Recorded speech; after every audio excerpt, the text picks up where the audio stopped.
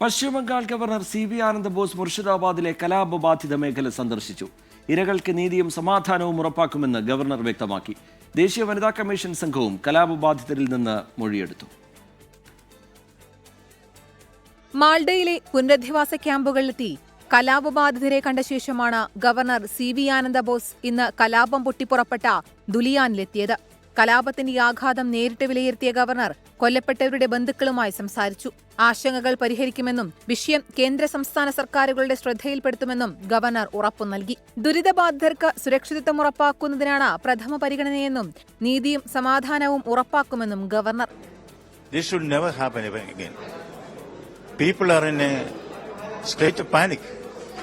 A fear psychosis runs around.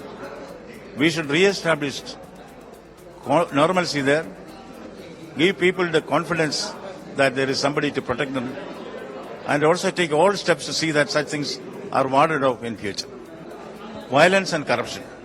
These are the two major issues which go against the stability, peace and harmony in West Bengal. കലാപബാധിത മേഖലയിലെ സ്ഥിതിഗതികൾ നേരിട്ട് വിലയിരുത്തിയ governor കേന്ദ്ര ആഭ്യന്തര മന്ത്രാലയത്തിന് report സമർപ്പിക്കും. ദേശീയ വനിതാ കമ്മീഷൻ അധ്യക്ഷ വിജയ രത്കറിന്റെ നേതൃത്വത്തിലുള്ള സംഘം കലാപബാധിതരിൽ നിന്ന് ഇന്നും മൊഴിയെടുത്തു. അതേസമയം കലാപത്തെ വർഗീയവൽക്കരിച്ചത് തൃണമൂൽ കോൺഗ്രസ് ആണെന്ന് BJP ആരോപിച്ചു. മുർഷിദാബാദിലെ സംഘർഷങ്ങളുമായി ബന്ധപ്പെട്ട് 60 FIR-കൾ രജിസ്റ്റർ ചെയ്തു. 273 പേരാണ് ഇതുവരെ അറസ്റ്റിലായത്. 24 ഡൽഹി.